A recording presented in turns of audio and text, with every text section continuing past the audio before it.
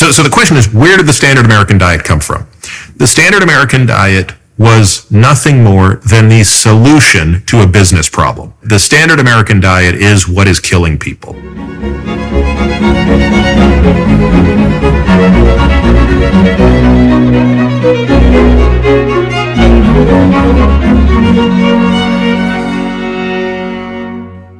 Hello, everyone. Today I'm speaking with physician, longevity expert, and now author, Dr. Peter Attia. We discuss his new book, Outlive, The Science and Art of Longevity, and explore the immense benefits that can be gained from exercise in just 3 hours a week, how small imbalances in diet can cause major problems such as diabetes and obesity, the difference between lifespan and health span, the soured reasoning behind the American food pyramid, and the scientific side of alternative diets. No buzzwords. Looking forward to the discussion today. Dr. Attia, in your book, you talk about lifespan in general, but you also concentrate on a concept called health span, termed health span, and you're concentrating more on decades, let's say, of healthy life rather than absolute length of life. Do you want to expand on the concept of health span and why you distinguish between that and longevity per se? Yeah, longevity is really a function of lifespan and health span. So lifespan is the easier of those two to understand because it's binary. You're either alive or you're dead.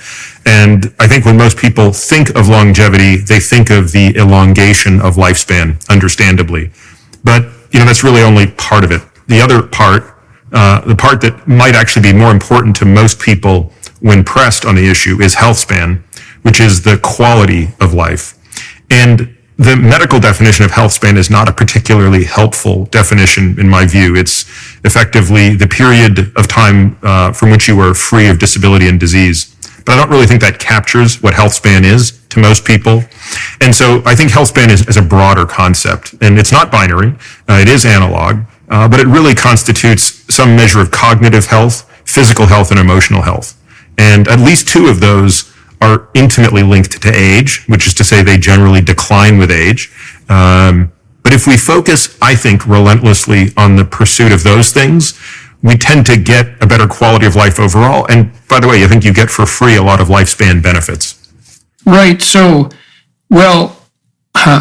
it's very important to get the definitions and the measurements right because systems optimize to maximize their score and what they're measured by. And I suppose living to 140 wouldn't be so good if you were senile for the last 70 years and institutionalized, for example. And so it sounds like when you talk about health span, you're intermingling two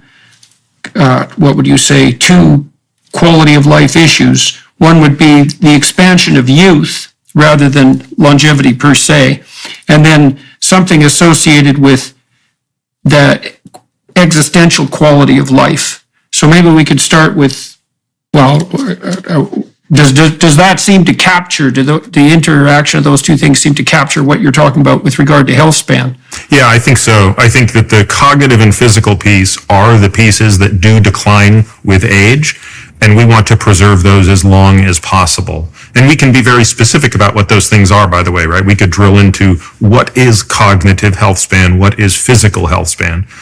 And then that other one that is not so age dependent might be at least as important and probably, frankly, falls much more into your wheelhouse than mine, professionally at least, and that is about the quality of a person's life and the quality of their relationships, their sense of purpose, and things of that nature.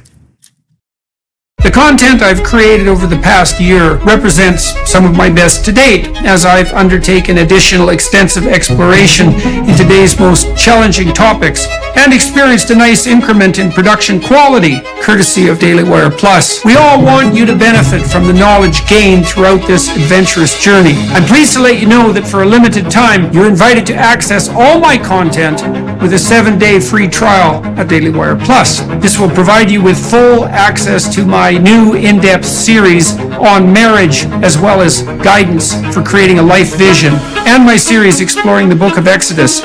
You'll also find there the complete library of all my podcasts and lectures. I have a plethora of new content in development that will be coming soon exclusively on Daily Wire. Plus, voices of reason and resistance are few and far between these strange days.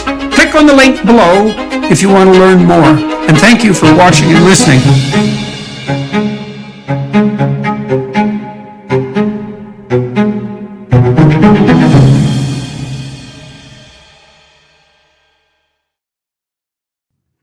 Yeah, so a long while back, I was looking at interventions to improve people's lives. And I knew at that point that cognitive decline was a major problem, especially in terms of, productivity and general competence. And so it's a pretty pronounced linear downhill trend on the fluid intelligence front from about the age of 25 forward. And that can decline precipitously in, say, late 70s, early 80s, especially with the onset of degenerative neurological diseases. And I was looking at the literature on cognitive remediation. This is back in the times about 10, 15 years ago when there were a lot of online sites that purported to run you through cognitive exercises that could increase or maintain your IQ.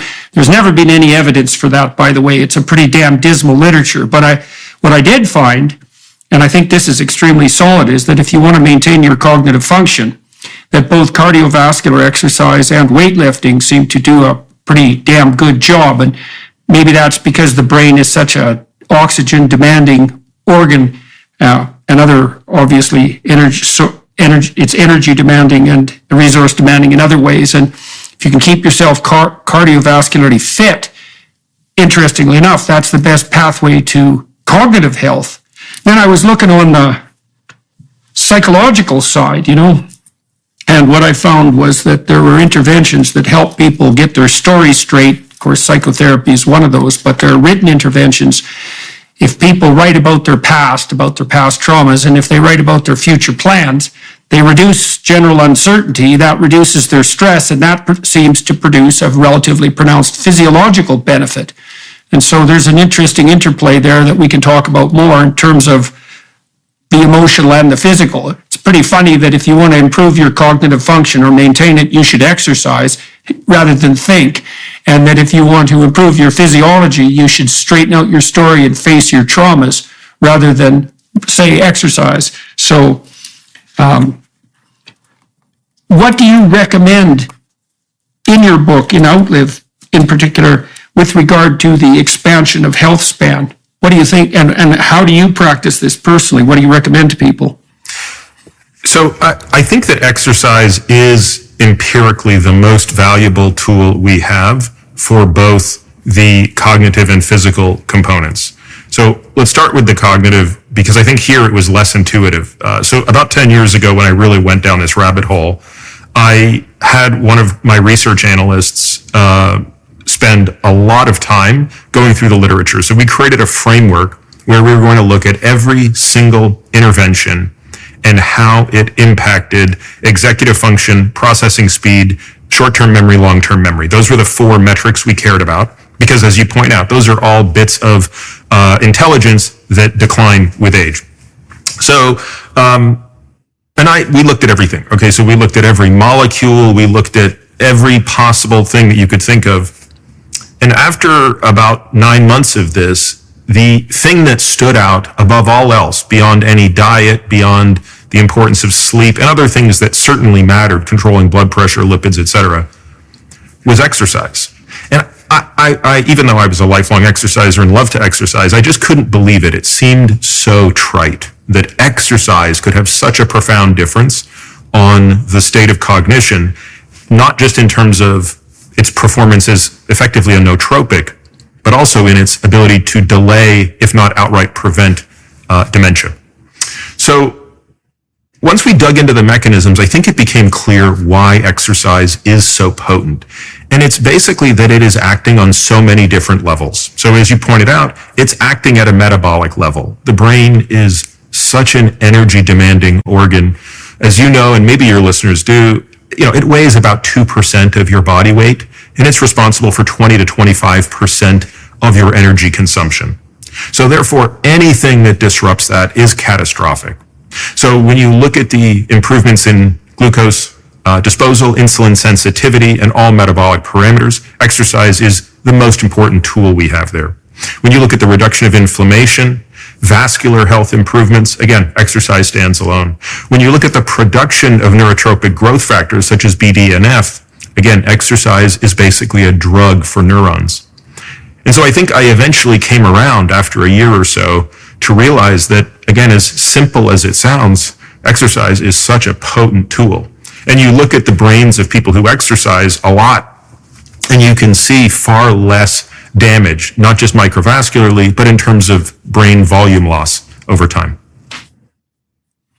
So let's talk about exercise from the perspective of a behavioral psychologist. So one of the things you learn as a behavioral psychologist is that it's very difficult for people to change their attitudes or their actions, and it's very difficult for people to change their lives. And we all know this because we might tell ourselves, for example, to exercise, and we might be well supplied with arguments for why that's a good idea, but that doesn't necessarily mean that we learn how to incorporate an exercise routine into our life. And often the reason for that, there's many reasons. I mean, exercise is difficult, and that's one reason, but it's also often the case that people don't form a strategy and break the problem down into steps that are simple enough to actually implement. So they think things like, well, I'll go to the gym 2 hours a day, 3 times a week, and I'll start that next week. And truth of the matter is they don't have 6 hours to spend, and they can't tell themselves what to do anyways. And so what you do as a behavioral psychologist is you look at the simplest possible change that produces the maximal possible benefit. And so, for example, if people are listening and they want to begin to implement an exercise routine, like what about a daily walk of 10 minutes in the morning? Like where would you start someone? So it completely depends on their baseline, but based on your question, Jordan, I'm going to take it as we're talking about someone who's doing no exercise. Yeah, let's start with them. Yeah, so the good news is, first of all, and I accept the fact that not everybody is swayed by data, but I at least want to put it out there. So if you're a person who's in the doing 0 exercise per week camp, the very good news is the benefit you get from going from 0 to 3 hours a week is a greater benefit than anyone gets along the exercise curve, right? So taking someone who's at 5 hours and taking them to 15 will produce less relative benefit than going from 0 to 3. So in other words, I want that person to see some real incentive for making this change. Secondly, I'll put some numbers to it, right? So going from no exercise to 3 hours a week approximately reduces your all-cause mortality, that is to say death by every cause, by 50% at any moment in time. So if you're standing there asking, what's the probability I'm going to die this year? Well, we can sort of actuarially figure that out. You get to cut that number in half by simply going from 0 to 3 hours to exercise a week if you're a non-exerciser. So again, there's going to be a subset of people for whom that's a very powerful piece of information they didn't know. So then what I would say was, how do you do that? So I agree with you that you're much better off trying to do 30 minutes 6 times a week than 3 hours once a day, or 2 hours, in whatever fashion. So what I would say is the most effective way to do that is probably about 90 minutes of low intensity cardio. And for a person who's not particularly fit, that's going to amount to just brisk walking. Rather than tell them what to do, I tell them how to feel when they're doing it. So what you want to feel is out of breath enough that you can barely carry out a conversation, but you could if you had to, but not so out of breath that you can't carry on a conversation, and not so easy that you can speak easily. So there's that sweet spot in there. Physiologically, we call that zone 2, but I'm not going to bore them with that nomenclature. It's just basically 90 minutes, say 3 times 30 or 2 times 45 a week, where you're just out of breath enough that you don't want to talk, but you could if you had to. That's part 1. Right. So you push yourself slightly past your simple level of comfort. That's right. And so let me push on you a bit with regards to 3 hours a week. Again, from the perspective of taking someone from 0 to somewhere. what are the benefits? Let's say you talked about the benefits of walking something approximating 20 to 25 minutes a day. That can be dispersed out in various ways. You also mentioned like 2 45-minute sessions or 3 30-minute sessions. What would happen if someone goes from 0 to like 10 minutes a day or an hour a week? Where do the benefits of that 3 hours that's a great question. I don't think we have the fidelity of the data at that level because you generally don't push enough of a conditioning benefit. But I think what you're getting at, and we do this as well, is you want to separate between the behavior change and the physiologic change. And for some people, and James Clear has written a lot about this, but I think a lot of people have come to the same conclusion with any behavior change. If it's a person who's never done anything, you're right. The answer might be for every day when you wake up in the morning, rather than your normal routine of jumping in front of the computer, I want you to go and walk around the block once. It'll take 4 minutes. And so I don't want to represent you're going to get a physiologic benefit from that. You probably won't. But what you will get is you're going to start to reset a behavior, which is, the first thing I do in the morning now is this other thing. And we'll slowly increase that. And at some point, you will get a physiologic benefit. But what we're doing is planting the seed of how to change the behavior. Yeah, well, you can always expand that over a year. I mean, another thing I learned as a behavioral therapist, and this seems obvious, but it's not obvious enough so that people think about it or put it into practice, is that your life is made up of the very small number of things that you repeat every day. And these are often things that people consider trivial. So, for example, lots of people sit down to have dinner with their family every evening, and they don't consider that special. But because you do it every damn day for an hour or an hour and a half, it's like 8% of your life. So you only have to get 15 of those things in order, and you have your whole life in order. Same thing applies to a daily habit. And so if you started, say, walking for 10 minutes a day, well, that's 70 minutes a week, and that's 4 hours a month, or 50 hours, or 1 work week a year. And that's a substantive change. That's about 2% of your life, your waking life, something like that, or at least 2% of your awake working life. And so it's useful for everyone listening to understand that small changes that you maintain can be of radical importance. And once you're walking for 10 minutes a day, it's a hell of a lot easier to go to, say, 12 minutes than it is to go from 0 to walking at all. So, yeah. So, okay. So what do you think, what did you conclude as a consequence of going through the literature with regards to, say, weightlifting rather than cardiovascular exercise? So in biology, we look to integral functions to give us a sense of how valuable an input is. And you don't get many of them, okay? So most people are probably familiar with something called a hemoglobin A1C. It's a blood test you get at the doctor, and if it's high enough, it tells you if you have type 2 diabetes. So if the hemoglobin A1C is beyond 6.5%, that tells you that over the past 3 months, your average blood glucose has been 140 milligrams per deciliter, which is the cutoff for type 2 diabetes. So in that sense, hemoglobin A1C is an integral of your behavior over the past 3 months with respect to glucose. We don't have a lot of those, but we have 2 really amazing ones with respect to exercise. One of them is around strength and muscle mass, and one of them is around peak cardiorespiratory fitness. With respect to, so I'll just get to the punchline. The punchline is there is no metric that is more highly associated with living a long life. Just this is purely based on length of life. There's no metric anywhere in the medical literature that's more highly correlated with this than having a high VO2 max. VO2 max is a measure of your peak cardiorespiratory fitness. But the second most highly correlated metric of length of life is a composite metric of strength and muscle mass. So in other words, why people always ask me, why is it so important? I think it's important because those things are remarkable integral functions. VO2 max isn't just do you want to define integral? Oh yeah, good. Yeah. So they basically tell you, they add up the work that has been done to that point. So you don't just have a VO2 max because you woke up one day and decided to do something positive. You have a high VO2 max because you've been training very hard for a long period of time, in many cases for years. Similarly, a person doesn't just wake up and have a lot of muscle mass or have a lot of great strength. Those things are the product of a lot of work.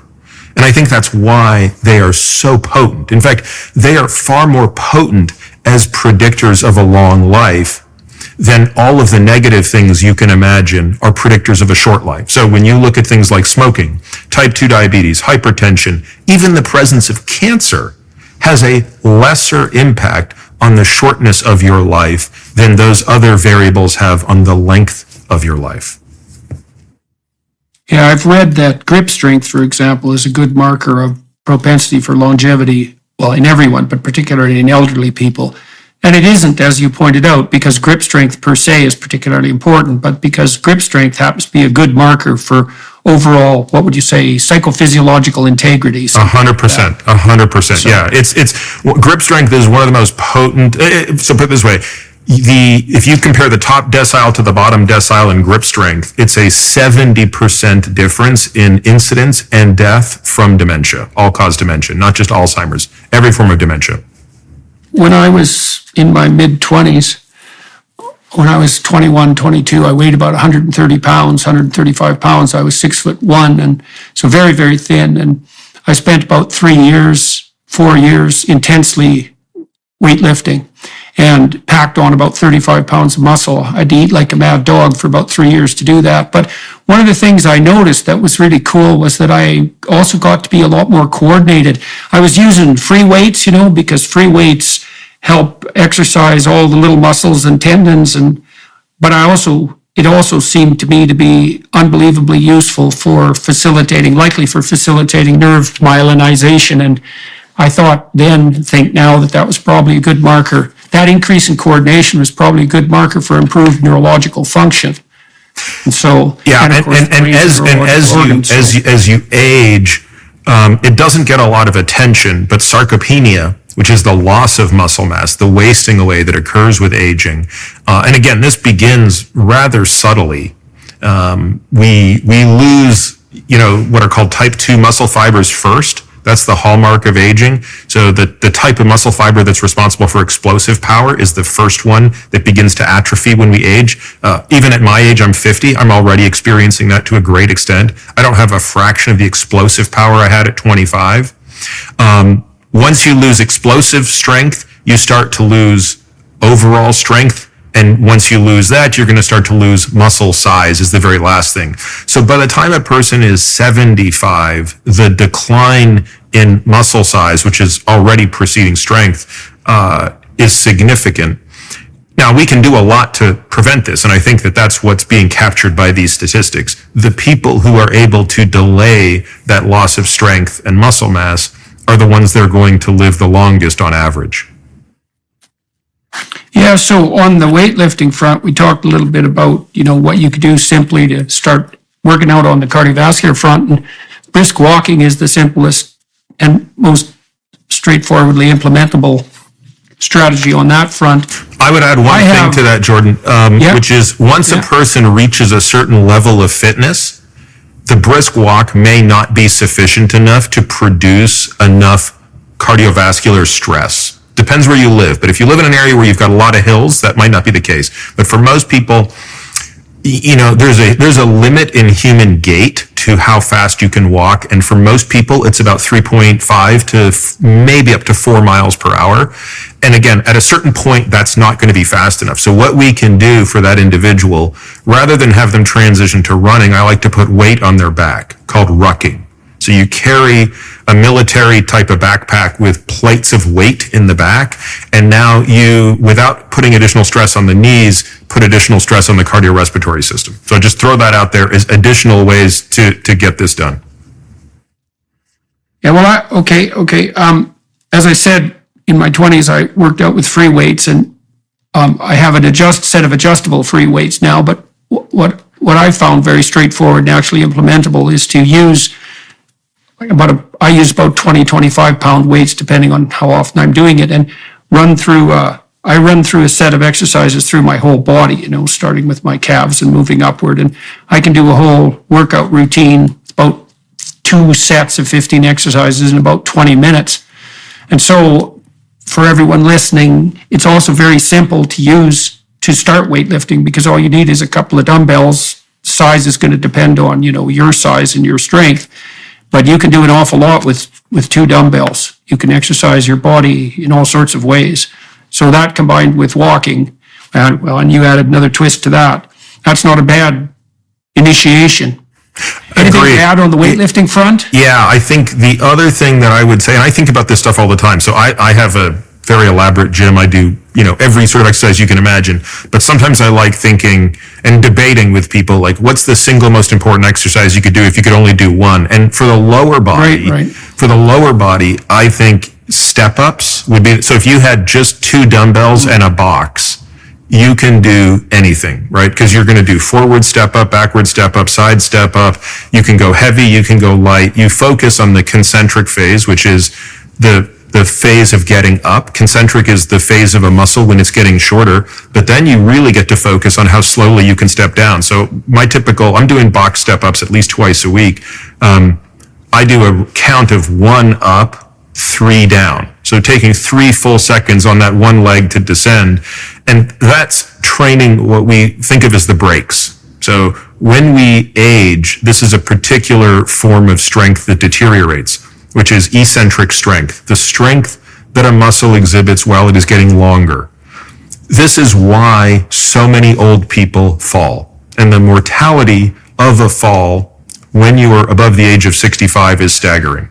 So depending on the series you look at, 15 to 30% of people over the age of 65 who fall and break a hip will be dead within a year of that fall. Of those who survive, 50% of them will experience a reduction in class of mobility. So, meaning people who walked normally will walk with a cane, people who walked with a cane will walk with a walker, people who walked with a walker will be wheelchair bound. This is a profound change in quality of life, and a lot of it has to do with a loss of this type of strength. If you think about it, people are much more likely to hurt themselves stepping off a curb when they get old than stepping onto a curb. It's these loss of brakes. So, a set of dumbbells, which you can carry around, because that's really a very important piece of upper body strength, is being able to carry something. That's where that grip strength is coming from. And being able to do step ups, step downs, squats, all sorts of things. You don't want to let perfect be the enemy of good when it comes to initiating this type of thing. How high does the box work? Can you use stairs, or do you? So I think a box is superior. What you want to be able to do is work up to a height such that when the foot is on the box, the front leg is on the box, the thigh is parallel to the ground. So for most people, that's 16 inches, maybe 18 inches. A very tall person might be 20 inches. I recommend people start at a 12-inch step. Until they, sort of, and you start with your body weight. Let's be clear. I mean, for many people, just doing a proper step up and step down with body weight at 12 inches is right. And actually, in the book, it was becoming so difficult to write about this in detail that I did. There's a whole section where I write about how to do this, but in the end, we created a thing on our website where I just have a bunch of videos where I illustrate these things. So in the book, it directs people to where to go to just see, I think, 8 or 9 videos of the most important exercises that I think people should be able to do. Well, we should put that in the video description, so we'll have to remember to do that. Yeah. All right. Let's segue, if you don't mind, to nutrition and diet, and we can talk about obesity, diabetes, and inflammation on that front. I was interested in your comments on diabetes. So my understanding, and this is entangled with the problem of obesity, my understanding is that when physicians test for blood sugar, they age adjust the norms. And that strikes me as, let's say, peculiar, because it seems self-evident that if you have normal levels of blood sugar at 40, but that would make you diabetic or pre-diabetic at 20, then you're actually diabetic or pre-diabetic. And what that implies is that the rate of diabetes, which is already ridiculously and preposterously and devastatingly high is actually much higher than we think. So correct me if I'm wrong, or elaborate on that if you would, if you think I'm onto something there. So we don't do that. I can't speak to what any other physician does, but in our practice, we hold everybody to the same standard. I think we will acknowledge on one metric, because we use a standardized dose of glucose when we do what's called an oral glucose tolerance test. We will give women a little bit more latitude because they don't have as much muscle mass. So there's a particular test that we do where we give people 75 grams of glucose and we time at 30, 60, 90, and 120 minutes what their glucose and insulin level is. And in that window of time, what you are testing is how efficiently do their muscles take up glucose. That's called glucose disposal. So you're measuring insulin sensitivity and glucose disposal. And in that window of time, that's the only place you can put the excess glucose. And because women have less muscle than men, we will tolerate a slightly higher glucose response, but we want the same insulin response. So it's a very subtle difference. But no, we don't age adjust for anybody. We want a 60-year-old to be as effective at this as a 30-year-old. Whether you're feeling stressed, anxious, or simply seeking a moment of peace and tranquility, the Hallow app has something for you. Hallow offers an incredible range of guided meditations and prayers that are designed to help you deepen your spirituality and strengthen your connection to God. With Hallow, you can explore different themes and types of prayer and meditation, such as gratitude, forgiveness, and centering prayer. You can also choose from different lengths of meditation to fit your schedule, whether you have a few minutes or an hour. With its user-friendly interface and hundreds of guided meditations, the Hallow app has quickly become a go-to resource for people seeking spiritual growth and healing. Download the app for free at hallow.com/Jordan. You can set prayer reminders and track your progress along the way. Hallow is truly transformative and will help you connect with your faith on a deeper level. So what are you waiting for? Download the Hallow app today at hallow.com/Jordan. That's hallow.com/Jordan. Once again, it's hallow.com/Jordan for an exclusive 3-month free trial of all 6,000 plus prayers and meditations.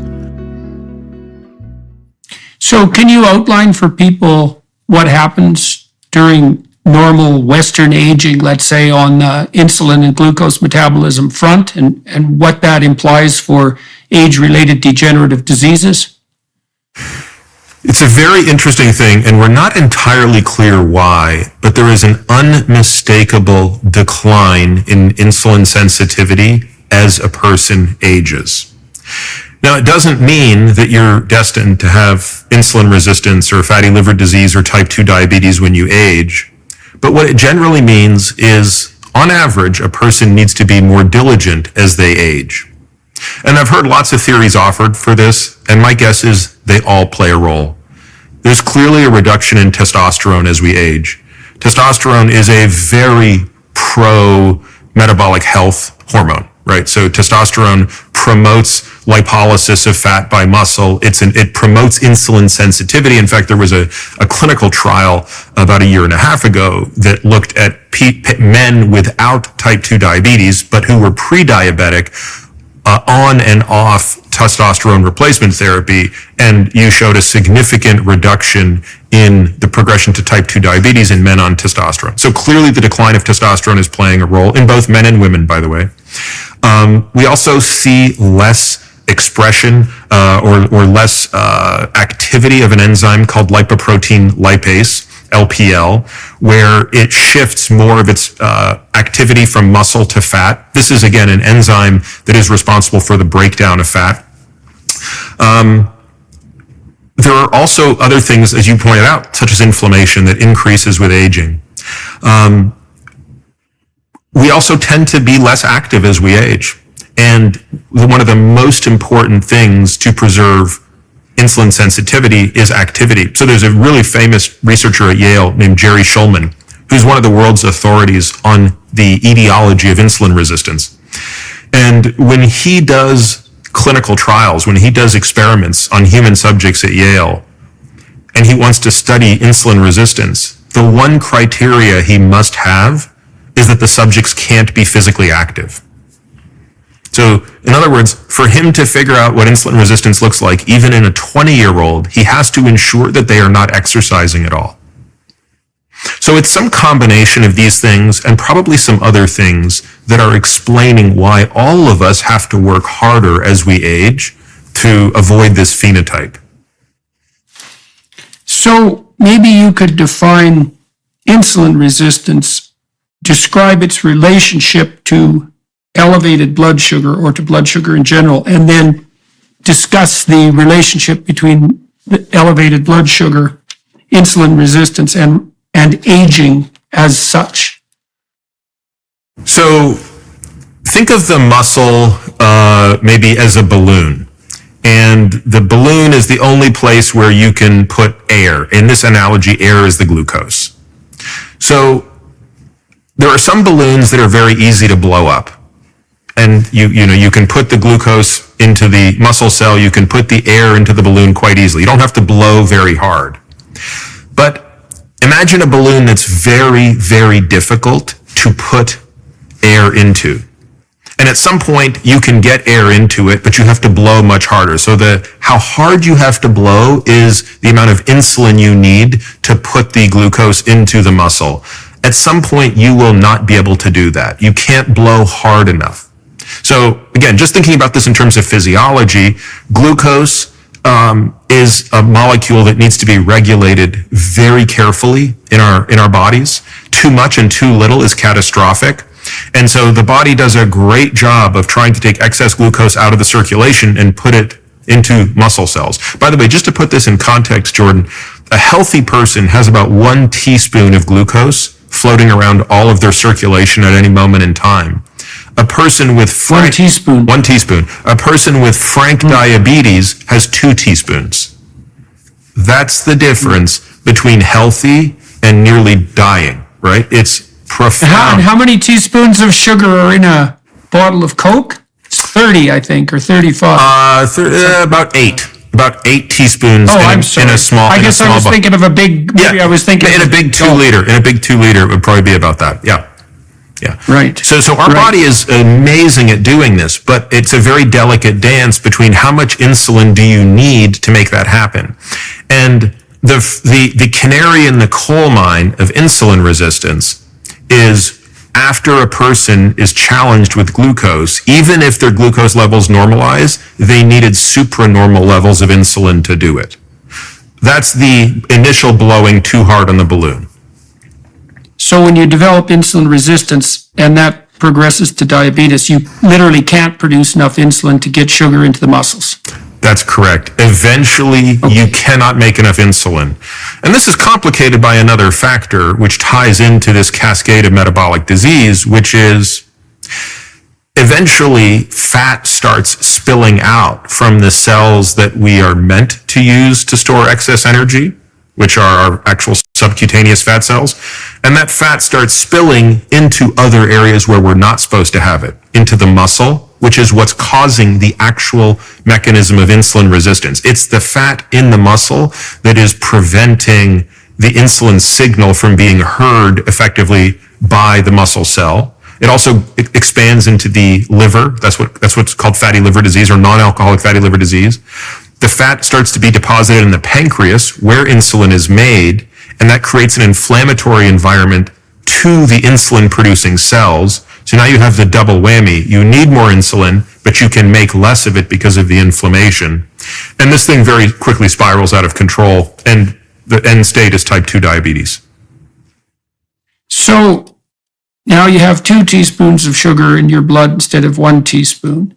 And so what are the consequences of that excess sugar load, which in absolute amounts seems very trivial, right? I mean, 1 teaspoon in all of your blood seems like almost nothing, and 2 doesn't seem like much either, but the difference is at 2 teaspoons, the difference is starting to tip you towards what sort of... So you have 2 problems going on now. You have too much glucose and too much insulin. Because remember, when you have that high level of glucose, you're going to be treated with drugs that aim to increase insulin. And that can sometimes be insulin itself, or it could be drugs that produce more insulin. So let's start with the glucose side of the equation. The easiest way I think to think about this is too much glucose is bad for small blood vessels. Too much insulin is bad for large blood vessels. So what are those small blood vessels? The very first place this shows up is looking right into the eye.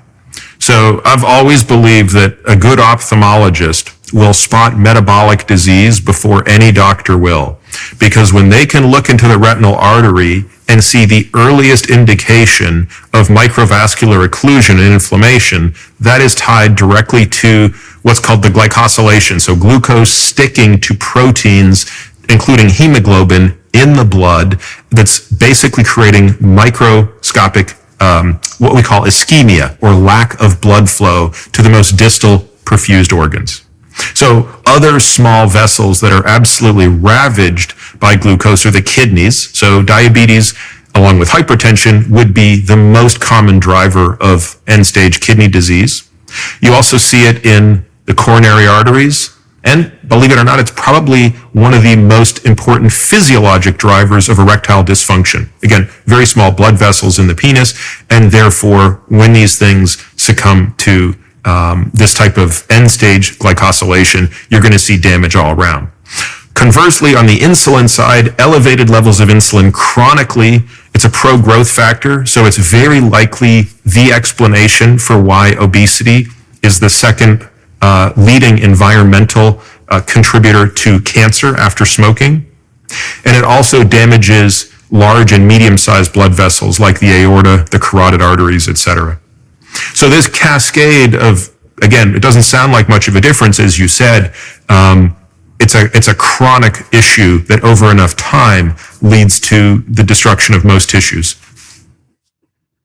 So can you lay out the relationship now between insulin resistance, excess blood sugar, and the propagation of fat tissue?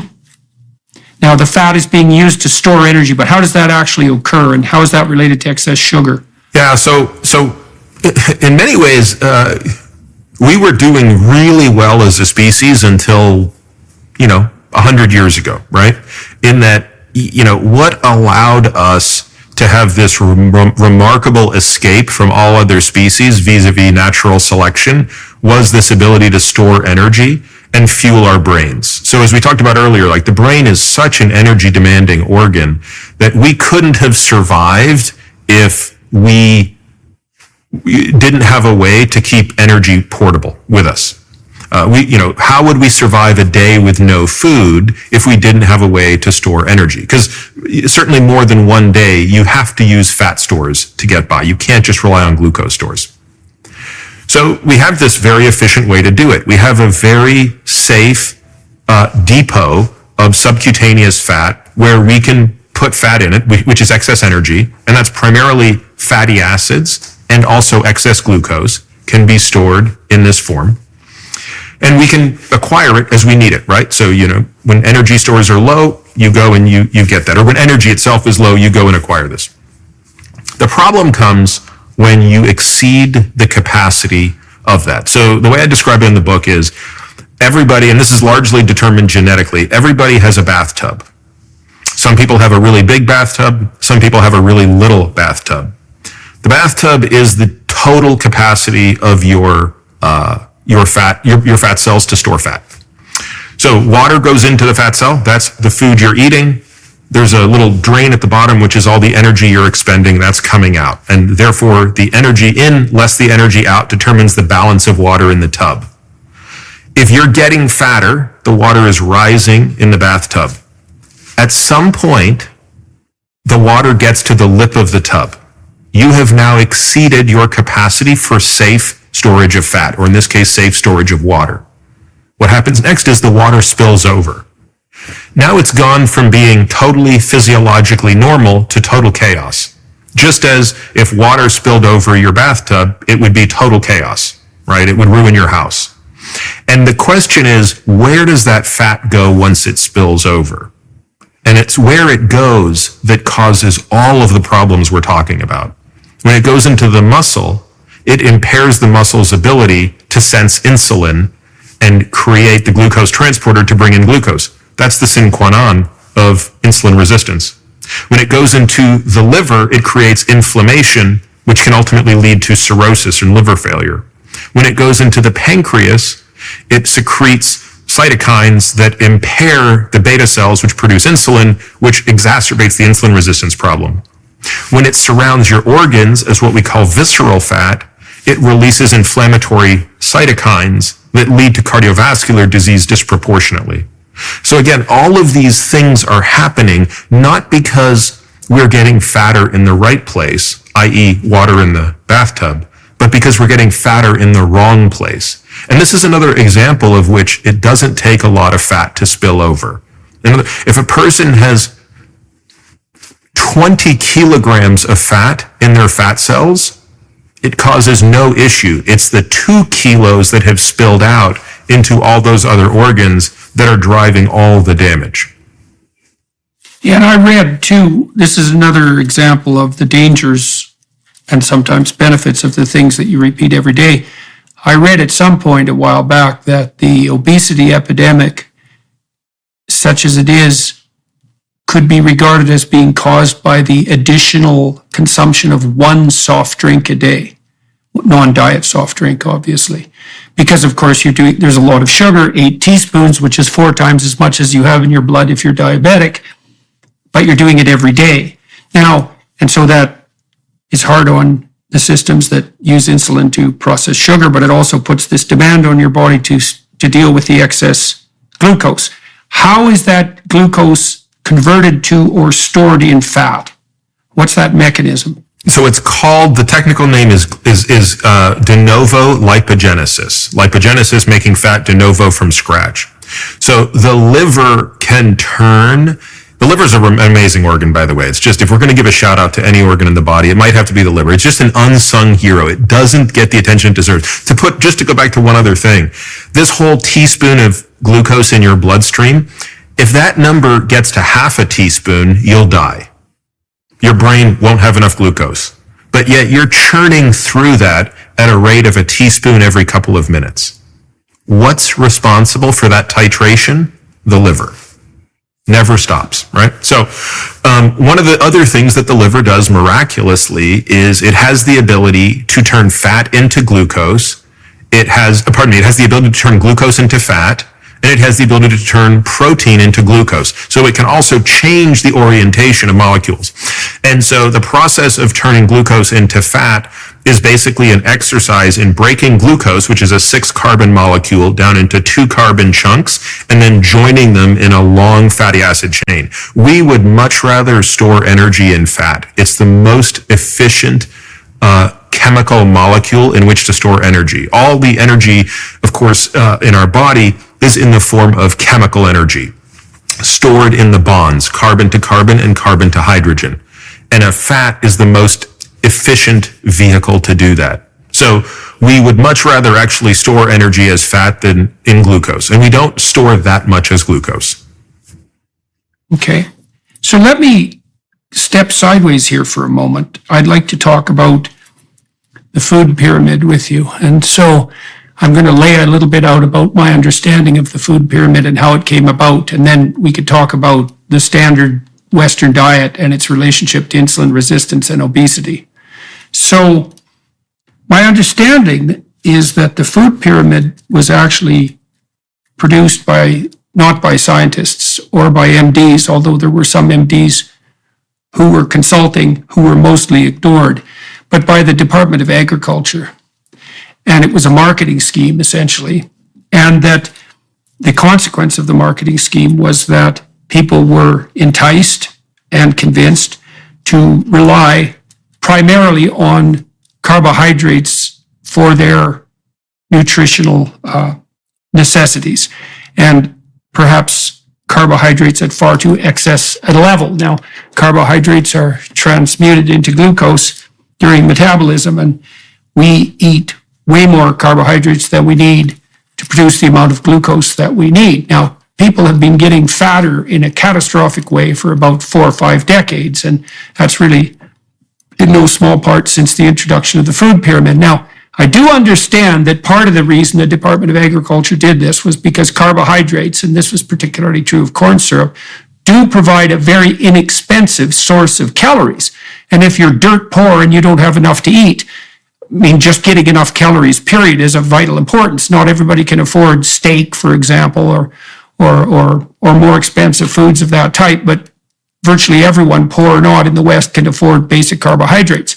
But now we're in a situation. But having said that, I also have read, and I think it's valid, that there was early evidence that this heavy carbohydrate-loaded diet that was being prescribed was going to increase obesity and diabetes, which it's done at a level that makes the pandemic epidemic look like absolutely nothing. And this is still being pushed forward by people who are hypothetically on the nutritional front. So, two questions. What's your understanding of the derivation of the food pyramid, and what do you think about its recommendations for the typical diet? So I think before getting to that, there's a broader point I want to touch on that you just sort of alluded to, which is what is the system optimizing for? So in the book, I talk about the standard American diet, which I forever abbreviate as the SAD. And the standard American diet is effectively, with or without food pyramid, the standard American diet is what is killing people. And so the question is, where did the standard American diet come from? The standard American diet was nothing more than the solution to a business problem. So the business problem was, we need something where we can produce lots of food. So you had to have this quantity issue, right? So that gets to part of the problem, right? We have too many people at the time who are undernourished. We can't have that anymore. Everyone needs to be adequately nourished. So we need scale. The next thing is exactly your point. It can't cost too much. So we have to be able to do it at scale, and it has to be cheap. The third question or problem statement was, it has to be non-perishable and portable, right? So you can't have abundant food if it needs to be consumed 10 minutes after it's made. So it has to be sort of non-perishable. The fourth and final parameter, I guess, there would be, it has to taste really good. We have to make food very palatable. This, again, is just part of a business and marketing strategy. And what I argue, I guess, is that the solution to those four things is what we have today. Like when you walk through a grocery store, all you're looking at is the solution space to a problem statement called those four questions, and it's called the standard American diet. Now, with or without a pyramid, I'm going to just argue that 95% of people, if they go through life eating the standard American diet with no attention to how much of it they eat, or maybe certain things in it that they shouldn't eat, are going to be unhealthy. There just aren't that many people that have the genes to avoid the deleterious consequences of the standard American diet left unchecked. And therefore, right, so that was the least conspiratorial account of the origin of the American diet that I've heard, and that's fine. I mean, that's perfectly appropriate. I mean, I do think that we could give the devil his due and say the consequences that we have today of this epidemic of obesity was, in fact, the consequence of solving a problem too effectively.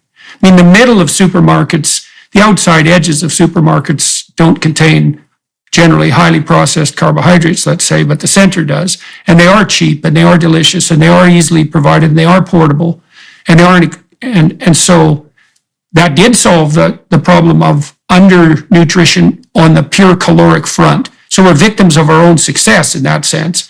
And I suppose it's perfectly reasonable to dispense with the accusations that the food pyramid was nothing but a marketing scheme, because it did have to solve these four problems that you described, and did so.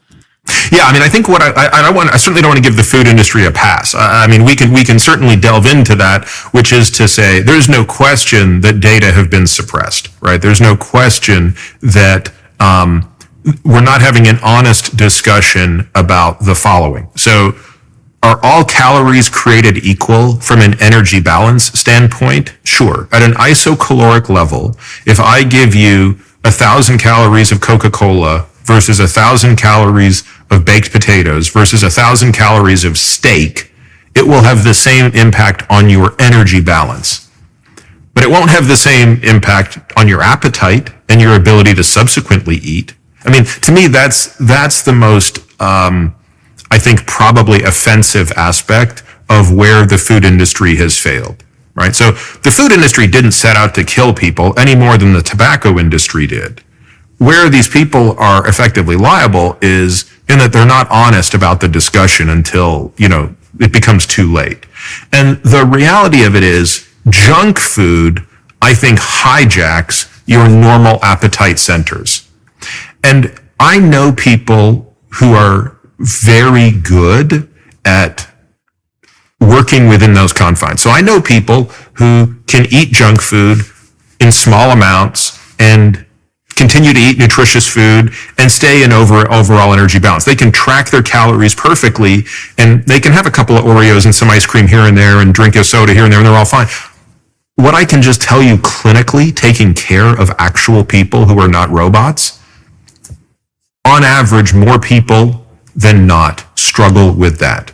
And with the introduction of these very hyper-palatable foods that kind of hijack your appetite, it tends to produce overeating. And ultimately, that's the problem at hand here. When people overeat, from whichever part of the pyramid they're going to overeat from, we're going to get down that whole cascade we just spoke about. It just so happens that I think the things at the bottom of the pyramid are the things that are making it easier for you to be disconnected from the true driver of appetite. And there are lots of hypotheses here, right? There are some hypotheses that we are kind of hardwired to get a certain amount of nutrient value. And as the nutrient value of our food deteriorates, we have to eat more food. We have to eat more calories to get the certain nutrient density. There are people who argue we're hardwired to get a certain amount of protein. And as we're diluting protein content in food, we're eating more calories to get food. In other words, and by the way, I don't think any one of these particularly is necessarily the explanation. My guess is it could be a lot of the above, but it's probably the case that we are opportunistic omnivores, right? We grew up, we evolved eating pretty much anything we could, but we didn't eat that much of it because we didn't really have that much of it, and we were wildly active. When you eliminate those two consequences, being opportunistic omnivores is not working for most of us. We have to be more selective to push back against the amazing success of our civilization. Yeah, well, it is a remarkable thing that you can walk into your local Starbucks and there's one on every corner and get an 850 calorie muffin for essentially nothing. And that it is delicious and that it is addictive. And it is a hallmark of a certain kind of success. And I'm going to go sideways here for a minute, and because I have something, I suppose, that's slightly more on the personal side to ask you about. So as you may or may not know, my daughter was very ill with a plethora of immunological problems, including very serious juvenile arthritis. And it just about killed her. It did destroyed 2 of her joints, and she had another 38 that were affected, and so she was always in a lot of pain. And I looked into the role that diet played in arthritis through the scientific literature for a couple of years and found 2 things, and they were somewhat contradictory. And one was that there was no real evidence that any specific elements of diet had been linked to juvenile arthritis specifically, but, and this was a major but, if people who are arthritic fasted completely, then their arthritic symptoms often disappeared.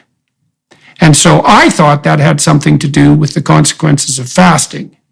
But then my daughter started to play, and my wife as well, very intensely with the diet. We went to a nutritionist who recommended an elimination diet at one point because we did notice that she would react to strawberries and oranges. And within a day, her thumbs would swell, her toes would swell. And so we knew there was some things she was eating.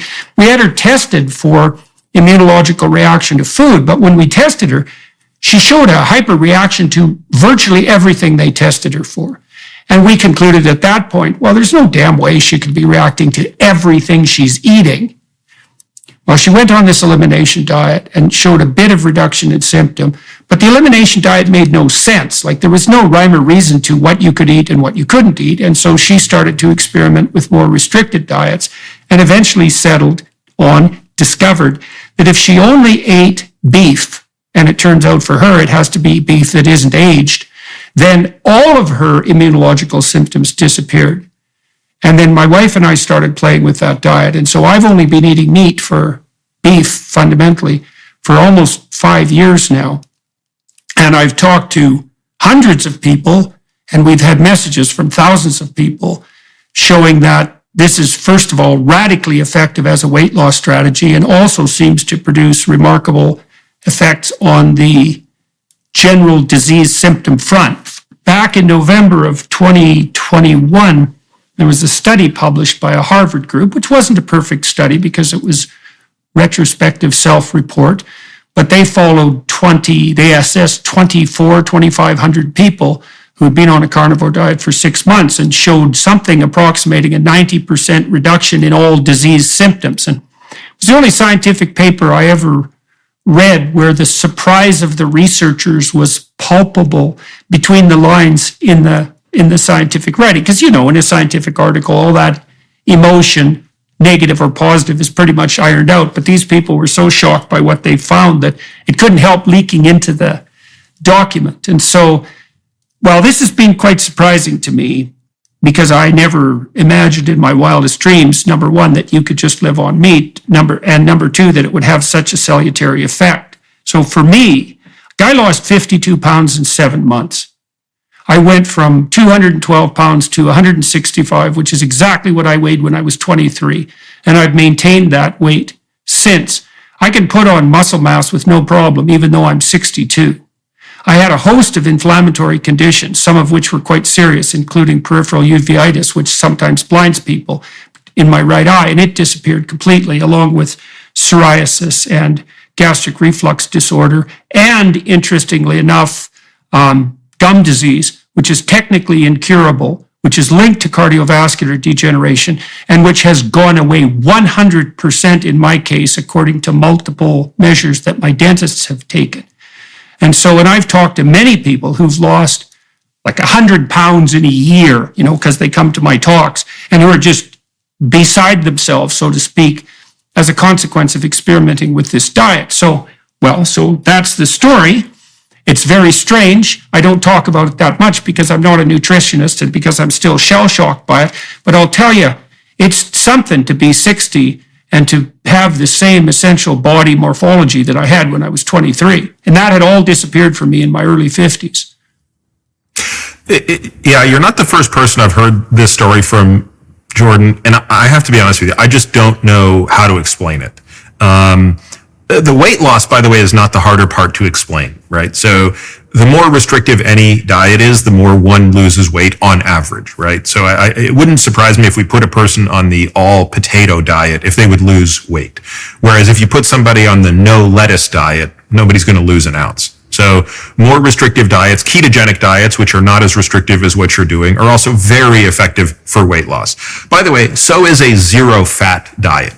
Now, it's a unpalatable diet, and I don't think it's a particularly healthy diet when you start restricting fat that much. The more interesting question to me is, and I can certainly understand if you would say, I have no desire to experiment further by introducing other elements to see if I can preserve this phenotype. But the most interesting question to me is, what are the other foods out there that you might be able to consume? Or in the case of your daughter, right? Like, is it? I'm obviously interested in that too, but what I have found, because I have now and then tried to eat carbohydrates, what I have found is that if I eat any of them, I start to crave them intensely. If I don't eat them at all, they don't bother me, assuming, and this goes to the calorie restriction issue, one of the ways of maintaining yourself on a keto diet or a carnivore diet, let's say, is to make sure you're never hungry. And I eat a lot of meat and a lot of high-fat meat, and so I'm never hungry. And I don't think that I'm calorie restricted at all because, I can eat a tomahawk steak sometimes in one sitting, which is about 35 ounces of meat. I never get hungry, and I eat high-fat carnivore snacks too. What I found is as long as I'm never hungry, then I'm not inclined to cheat. But if I do try something like an introduction of carbohydrates, first of all, some of my symptoms come back right away, like the GERDs, and I start craving like mad. So that's my experience. Is it all carbohydrates, or like for example, if you introduce vegetables, non-starchy vegetables, what happens, both symptom-wise and craving-wise? Yeah, well, for a while I was eating nothing but meat and greens, but I still had some residual symptoms. My wife has a host of immunological problems that are somewhat low level, and I have a different host, and Michaela seemed to get all of them. And so, maybe we're absurdly sensitive for reasons that wouldn't be true of other people. But it's definitely the case that I do better. And believe me, this isn't something I particularly want. It is the case that I do better if I just stick to beef. Now, could I have pork and chicken? I had a very terrible bout of ill health, and I'm disinclined to do a lot of experimentation, although I'll probably try again in the future sometime. But I do know that beef works. We've been hypothesizing internally in our family, for what it's worth, is that the reason that beef works and that other ruminant animals, bison, so forth, lamb, goat, is because they process what they eat through so many stomachs that by the time it is actually turned into meat, there's pretty much nothing else there. So it's a very purified form of nutritional, very purified form of food. Now, like I said, that's anecdotal, and this is partly why I don't talk about it. But I can tell you, after you've talked to 1,000 people who tell you the same anecdote, you don't have an anecdote anymore. You have a hypothesis. And it's really quite something seeing these people who show me pictures of what they looked like a year ago. And, they were carrying around an extra person with them. And they're still shell-shocked by the transformation, because it's really something to lose, say, 150 pounds in a year. And so, I don't know what to make of that. I do know that the diet has actually been rejuvenating for my wife and I. Like, its effect on muscle tone has to be seen to be believed. And that's true even though both of us are 60. Like, my wife is in better shape from a musculature perspective now at 63 than she was when she was 40. And she was a very physically fit person who was exercising constantly and who was in pretty damn good shape. And to see that reverse rather than just, stop deteriorating, I don't really know what to make of it. I would love it to be studied prospectively. I'm very curious as to what's going on, in particular with that. I mean, there are lots of data out there showing the efficacy of a ketogenic diet in the amelioration of type 2 diabetes. I do think, look, when it comes to type 2 diabetes, any amount of weight loss is going to produce a benefit, but it seems that a ketogenic diet has the easiest compliance, and there might be something to the fact that it's kind of removing the thing of which there is an excess, right? By at least taking away the thing that is in most excess, it's easier to kickstart that. A fast, of course, is also a great way to kickstart that, right? Something about taking glycogen levels down in the liver and the muscle makes this easier. Well, the advantage too of the diet, the carnivore diet in particular, is because you can eat as much as you want. It's actually not a diet. The problem with diets is that they require privation, and they require almost continual privation, and then they also tend to produce a yo-yo effect.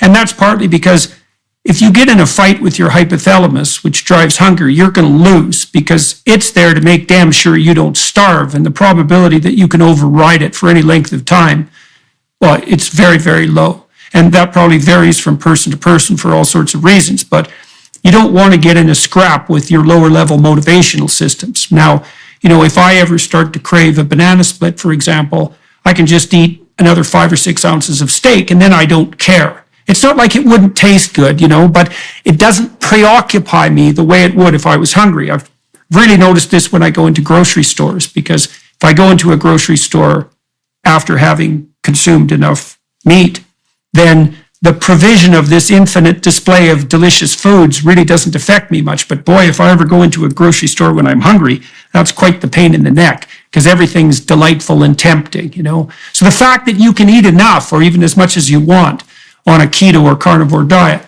does seem to distinguish it in some ways from the diets that depend more particularly on mere calorie restriction.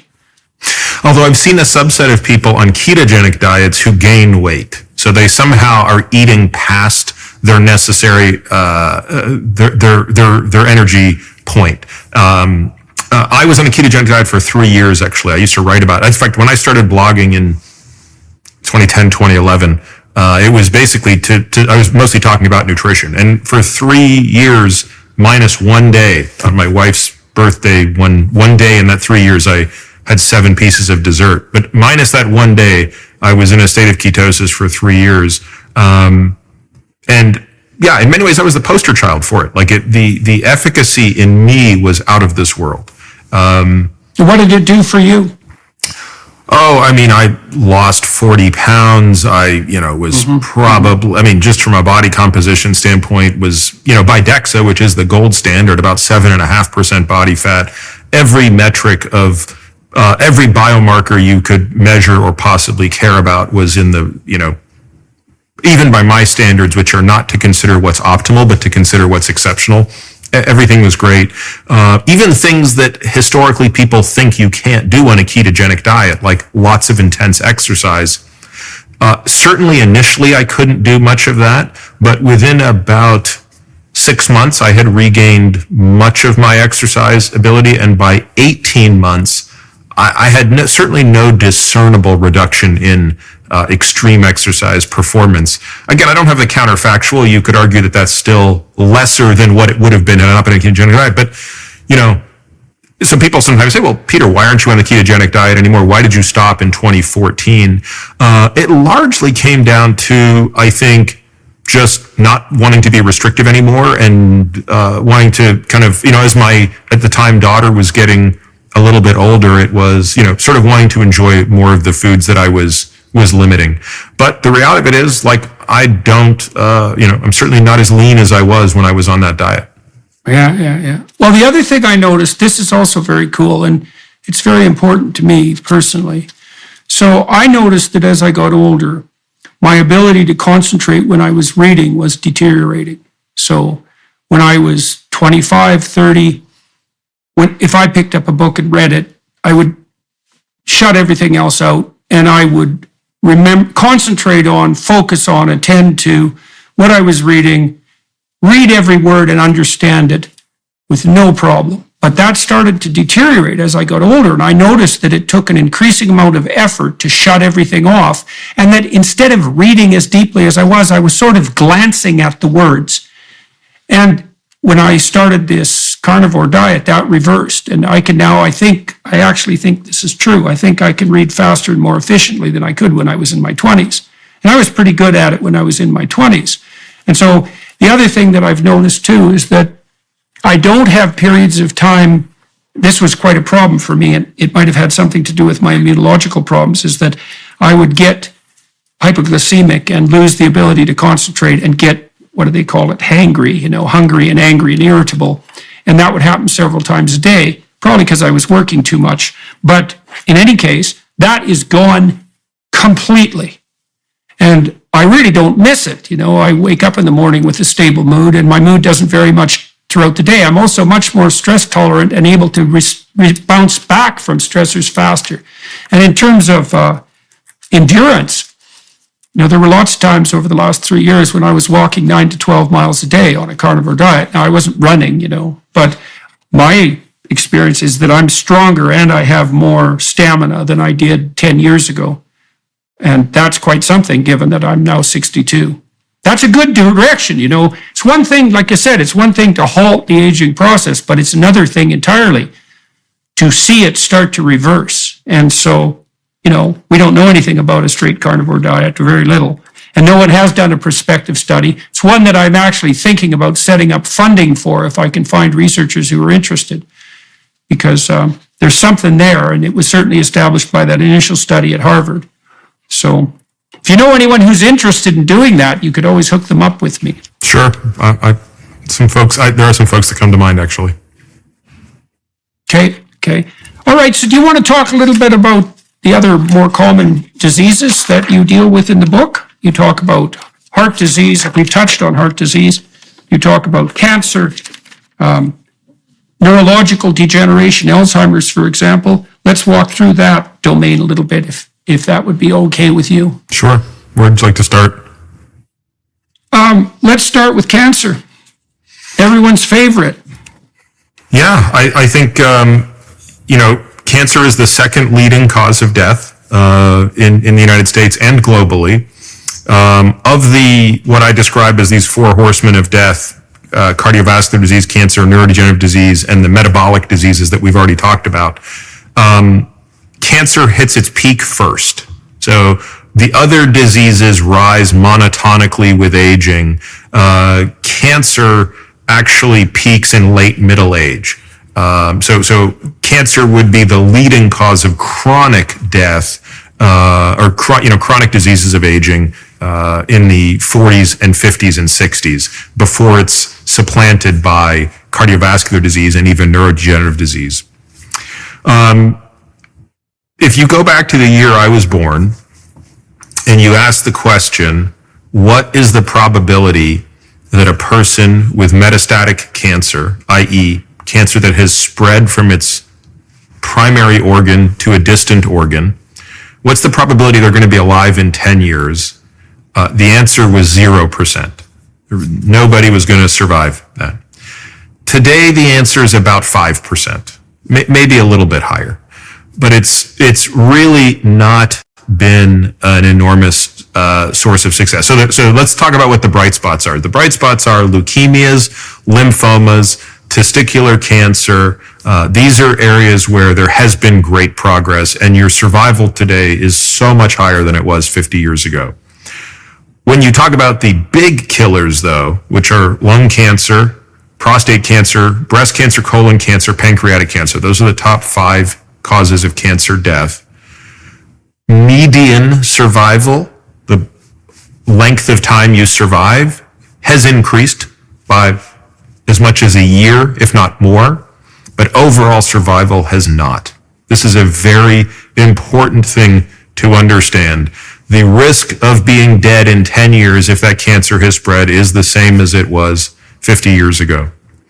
So if all that's the bad news... Do you suppose that's a possible consequence of the presence of cancer being a marker for like cumulative systemic failure? Is that if there's cancer somewhere, is it an indicator that many things have gone wrong at many levels? And so even if you treat the cancer, the probability that that's going to be life-saving is quite low? Or is it just a consequence of the tremendous capacity of metastatic cancers to spread? So there's a couple of things going on for cancer to take place. The first critical step of a cancer is a genetic mutation has to happen.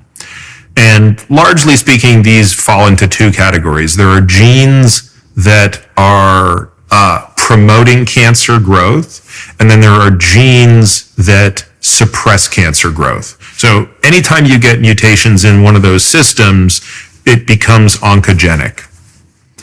Now, fortunately, when a cell becomes cancerous, it starts to let out clues that it is not a normal cell. So when a breast cell goes from being a normal mammary cell to a cancerous mammary cell, it starts to look a little bit different. And the immune system, our immune system, the cellular immune system, is very good at patrolling the body for signs of things that are not self. That's what it's programmed to do. So it's a very beautiful way to think about it, but the immune system is not programmed to recognize bad things. It's programmed to recognize things that are not self. This is done through something called thymic selection when we're, basically very young. So, and by the way, too much of that problem leads to autoimmunity. So that, you can think about this through your own personal story, right? Which is, there's a very fine balance here. Too much of knowing what is, not self, and too little of that are both equally bad. So there are always some cells that recognize this. In fact, Steve Rosenberg, who I did my postdoc with, recently published some really amazing data, which I find one of the most staggering statistics of all of cancer, and also one of the most hopeful, which is that 80% of epithelial tumors are the ones that kill people. That's the solid organ stuff, the breast, colon, prostate, etc. 80% of those tumors produce what are called novel neoantigens, meaning they produce peptides, small proteins, that are not self and are recognized by the immune system as not self. The problem is, the reason those 80% of patients don't go into spontaneous remission is they can't mount a strong enough immune response to that. So it's sort of like having some immune cells that recognize you have a virus, but not enough that they can actually kill the virus, and ultimately the virus kills them. To your broader question, which is, if you're listening to this, what do you do about it? It starts to me with, what are the two most clear environmental triggers of cancer, and how do you avoid them? And then secondly, what's the rest of your strategy? So when it comes to heart disease and neurodegenerative disease and metabolic disease, which are the other three horsemen, our ability to incorporate prevention is so significant that it plays the lion's share of our strategy. Because we have such an understanding of the risk factors for Alzheimer's disease, the risk factors for metabolic disease, and the risk factors for heart disease, your prevention strategy is not doing those 25 things or minimizing how much you're doing those things. With cancer, there's really just two big things: smoking and obesity/insulin resistance. Now, the literature would just say obesity, but I add insulin resistance because I think that the literature is too blunt a tool to tease out what's really going on. And what's really driving it, I think, is the inflammatory and metabolic, i.e. the high growth factors such as insulin, that are coming with most but not all cases of obesity. So what we really want to avoid is being metabolically unhealthy and smoking. But here's the thing. So that insulin overproduction also, in your opinion, facilitates cancer origination or growth propagation once the cancer has. I don't think I think it's a propagation issue, not an initiation issue. Yep. Right. And we know that because there are more than 20 cancers whose risk, for whom your risk goes up by about a 2x factor if you're obese. And I think the only thing that makes sense in that sense, in understanding that observation, is the inflammatory and pro-growth environment that is in that individual. So do we want to avoid that? Absolutely. But my point is, think of how many people who are non-smokers who are metabolically healthy who still get cancer. That's a very long list of people. So I wouldn't be able to hang my hat on this as, well, my anti-cancer strategy is not smoking and being metabolically healthy and hoping that that's enough. We have to have another tool in this toolkit. And that tool is a very controversial one, but nevertheless, I think it's important, and it's very aggressive screening. And the reason for this is another observation that I don't think gets enough attention, which is when you consider two different individuals with the same cancer, but at different stages, who are treated with the exact same treatment, their survivals are very different. So if you take a person with stage 4 colon cancer, which means the cancer has spread to, say, the liver, and you treat them with the same cocktail of drugs that you give a person at stage 3 cancer, where it's just spread from the colon to the lymph nodes, but no further, at least to the naked eye, the survival for the people for whom it's spread to the liver is 0% at 10 years, whereas the ones to the lymph nodes, it's going to be about 60 to 65% at the same period of time. A fundamental difference. They're getting the same treatment. So it's the difference between treating somebody when they have 1 billion cells versus 100 billion or 1 trillion cells. And the problem is that there's more mutational burden the more cancer you have. You have more escape mechanisms for the cancer. That's probably the best explanation for it. And we could do this analysis for all other types of cancer, like breast cancer, etc. What it points to is early detection is essential. So what does that mean practically? What do people have to do with their physicians in order to ensure that they're being optimally screened for for the possibility of cancer? And at what age does that start to become more crucial? It's very difficult for me to provide a blanket statement because even when I'm talking about this with my patients, I have a long discussion with them about the challenges of doing this. So let's put aside the obvious challenge, which is cost. None of the advanced types of screening or working at the advanced rate are going to be covered by insurance, right? So in the United States, it's recently been changed to 45 from 50 for the initial colonoscopy. That's an excellent step in the right direction. I still think it's about 5 years too late.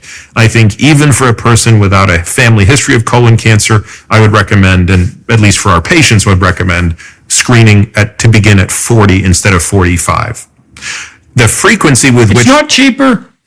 It's not cheaper for the insurance companies to screen than it is to pay for advanced cancer treatment in hopeless cases? Oh, it certainly is, but you're confounding something, which is, at least in the Canadian healthcare system, that might make more sense because the government owns the risk for life.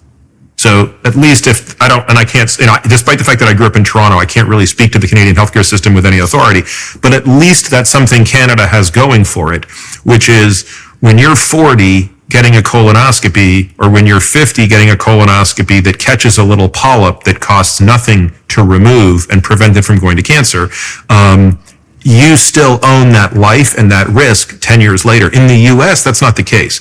In the U.S., people are never really owned from a risk perspective by one entity for very long. So there's much, much less incentive in our system, unfortunately, to truly invest in prevention. And that's if we were to talk about the structural problems of the U.S. healthcare system, that might be the single most important one. Well, the other problem on the prevention front, is that prevention isn't dramatic because you get no credit for preventing 100 things that don't happen. If you cure something, that's pretty dramatic because someone's ill and you cure them, and the fact that they're no longer ill is self-evident. But if you stop something cold in its tracks, all that happens is that people pay attention to other problems and other, let's say, more showy and noticeable cures. And so it's not only hard to fund prevention, it's also hard to market it, right? Because you can't give credit to the people who've managed it. And so that's a big structural problem. Like it seems one of the logical conclusions from our conversation was that it would have been a much better investment on the government side and on the social side to have put a fair chunk of the money that was spent on cancer treatment into prevention of the entire range of diseases that we've been discussing, and primarily with the focus likely on obesity as the number one. Is it obesity? Do you think that's the number one concern across all these classes of degenerative disease? Yes. If you're going to say, it's metabolic disease, right? So obesity is just a proxy for that. But yes, metabolic disease would be the, one that feeds and amplifies all the others. But there are other things that we haven't explored. Like, I don't think we have done a decent job remotely of understanding, going back to cancer, what the impact is of other environmental toxins in cancer. And the reason I think it's so important in cancer to look at this is because smoking and obesity only explain so much of it.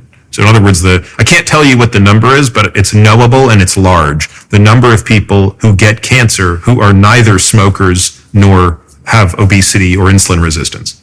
And so there's still a big fraction of people for whom something else is driving their cancer. And I suspect there are other environmental toxins, whether they be pesticides, whether they be, chemicals in the ground. Like, there are other things out there that might not produce a large enough signal to show up, either because of their ubiquity or because the direct impact is not as large. And the fact that we don't know this, to me, is problematic. Right, so that's another variant in some ways of prevention, to identify additional mutagenic agents. We already know about that on the smoking front, and then to take them out of the environment so that the diseases don't occur to begin with. Let's switch. By the way, I do want to say one thing about what you said, Jordan, that is very true. And there's no disease for which it's more tragic than with the dementing diseases, specifically Alzheimer's disease. So if you want to look at the amount of research that's gone into treatment versus prevention, it's in dollars spent. You'd need scientific notation to tell you what that ratio is. Like it's 99.9999999 to 0.0000001. It's not even close. And the net result has been abysmal. So there is no disease for which we have less to show for the work that's gone into it than Alzheimer's disease. Right. We have a couple of approved drugs. The other. Go ahead. Yeah, we have a couple of approved drugs that have virtually no efficacy. At best, they might slow the rate of progression, zero reversal. And yet, I think it's crystal clear that your trajectory towards Alzheimer's disease is probably much more malleable than your trajectory towards cancer.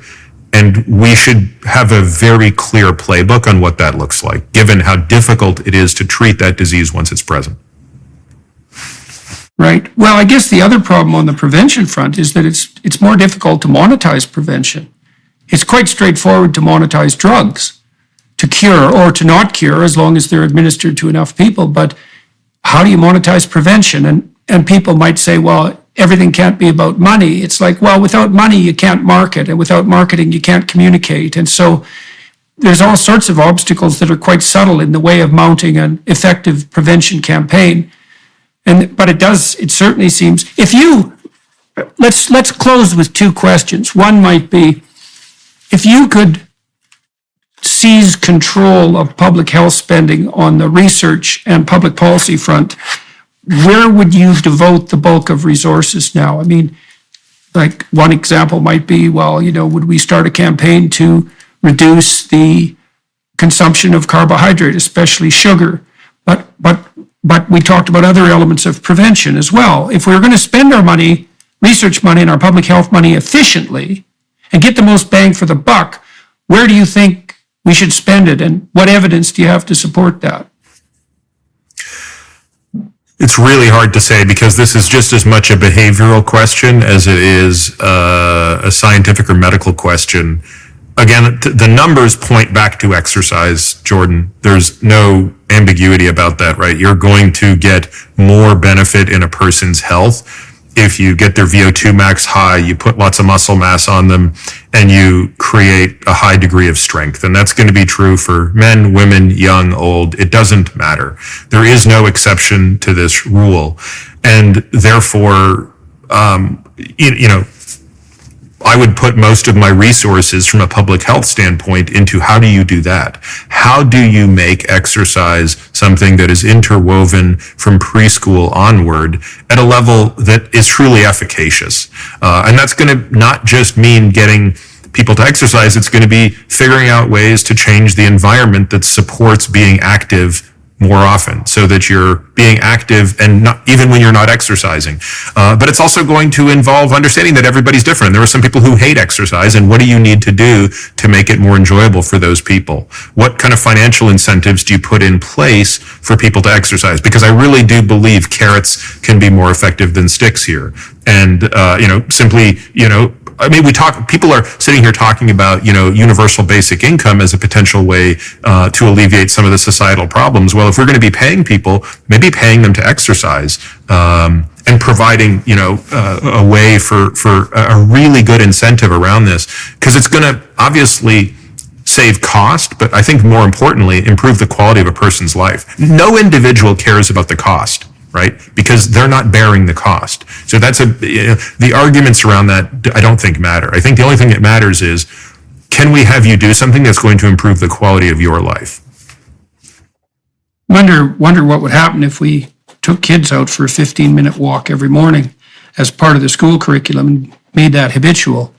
It would be good for the kids too, because they might be able to sit down and attend a bit more if they actually had a bit of exercise before they were required to sit and do nothing for 6 hours.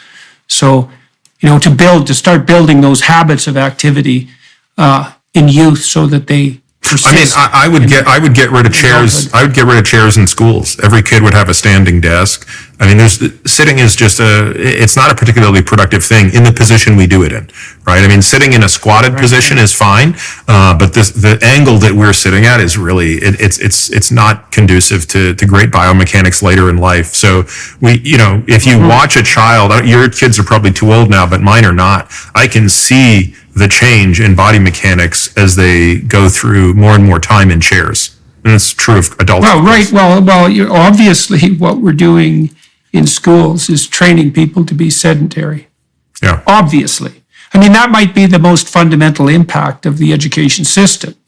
I read an interesting book years ago called Systemantics by a man named John Gall, and it's a set of aphorisms about how systems work, and one of the aphorisms, which I never forgot, was the system does not do what its name says it does.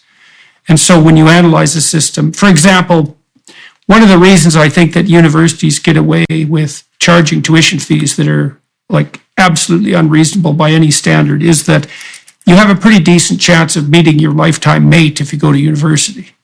And so it might be that the fundamental function of universities is to aid in the process of assortative mating. Like, systems are very complex, and hypothetically the education system educates kids, but its fundamental function, for all we know, might be to turn people into sedentary and obese adults. Because we don't know, right? We're not smart enough to analyze the behavior of these complex systems. Let's end with one final thing. We touched briefly on the issue of emotional health. And so tell me your thoughts on that in general. What are your recommendations in Outlive, in your book, and how do you associate the issue of psychological and emotional health with exercise and diet, for example, or any of the other lifestyle modification processes that we've discussed? So I think emotional health ties into this longevity equation in many ways. So you can start at a very extreme end. A low enough state of emotional health can be a direct threat to your life. So again, the most extreme example of that would be suicide. But if you walk back from suicide, we talk about parasuicide. We talk about all the different behaviors that people engage in that are slow suicides. I can't speak to what the statistics are in Canada, but in the United States, and I suspect you know these more than I do, Jordan, if we look at three categories of deaths of despair: suicide, overdose, and alcohol-related death, so cirrhosis, things like that. The deaths of despair have been increasing at anywhere from 10 to 20% year on year over the past 4 or 5 years. So that's brutal. Yeah. So just last year was the first year that overdose took more than 100,000 lives in the United States. So yeah, well, it's an open question. How many people on the edge of depressive collapse were tipped over that edge by the lockdowns and the prolonged social isolation and the increase in fear? Up in Toronto, I still see people, and in LA too, it was quite noticeable. I was there yesterday.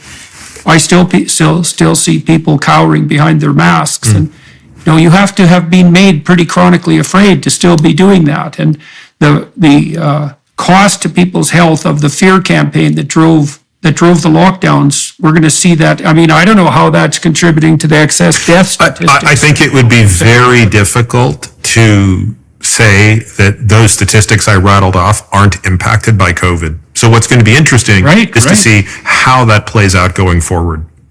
My point, of course, is that these deaths of despair are a very extreme example of how emotional health impacts longevity directly, right? Here it's just truncating lifespan way too soon. In fact, overdose is now the leading cause of death in the United States for people aged 10 to 55.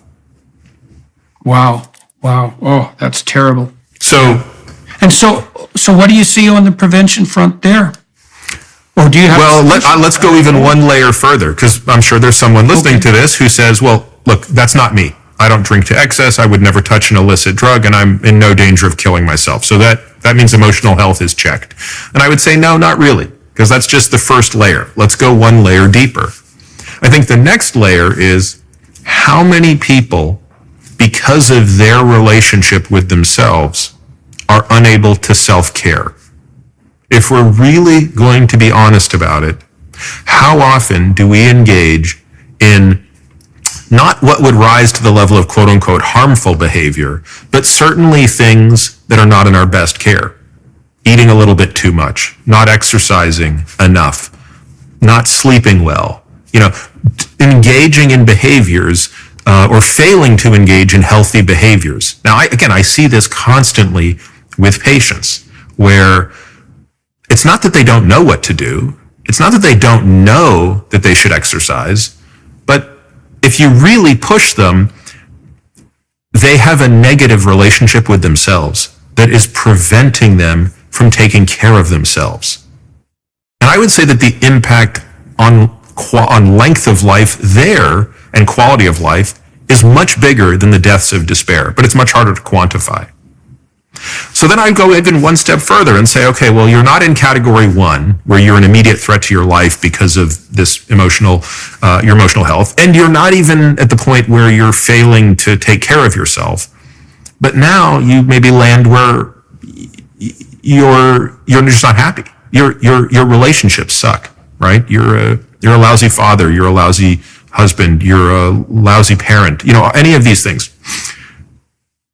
And you're basically living without a sense of why, right? You're not, as Esther Perel put it to me, what is the purpose of living longer if you're unhappy? And I think that that's probably the biggest circle. And that's, to me, one of the most interesting ones here. And again, for me personally, the one I wanted to explore the most in myself, which was how much of this obsession with longevity is about figuring out how to not die versus understanding how to live. Mm-hmm. And so what have you concluded on the treatment front in regards to that set of problems, or the prevention front, let's say? Well, again, it's worth caveating that everything that I write about in the book, I come to it with some lens of expertise, right? I mean, it's what I do for a living. It's what I've spent more than a decade researching. I can speak with some authority about cancer and heart disease and dementia and exercise and nutrition. When it comes to this particular issue, I have no expertise. I come at this through the lens of a patient. And therefore, I think everything I say must be taken with the understanding that it's somewhat anecdotal, and therefore needs to be explored with professionals who I think can bring to it, for example, the expertise you could bring to it. But I'll tell you what I've learned. I've learned that most people probably have some degree of unresolved business in their childhood that has produced adaptations. And in some cases, many of those adaptations are very good and should continue, but some of those adaptations are negative. And that is malleable, right? So there's kind of this view of hope, which is you don't have to throw out the baby with the bathwater. You can, again, in my case, you can take some of those adaptations, which produced, hard work, discipline, all of these things, but you can get rid of some of the negative ones, such as the negative self-talk, the perfectionism, all of these other things that created a very negative impact on myself and those around me.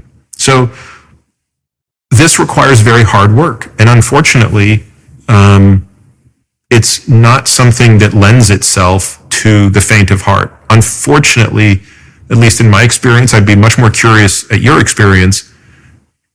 Many people need to be at a local minima, not necessarily the rock bottom, but close to a rock bottom to start to probe those things. Well, I can tell you some of the things that I've learned, partly as a consequence of public lecturing and speaking to people constantly about how they might straighten up their life. The first thing I would say is we've run a series of studies on a set of programs I designed with my students and my previous graduates, my graduate supervisor, Robert Peel and Daniel Higgins.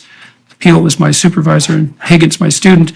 We developed a suite of exercises called the Self-Authoring Suite. They're at selfauthoring.com. And the past authoring program helps you write an autobiography and clear up that excess baggage.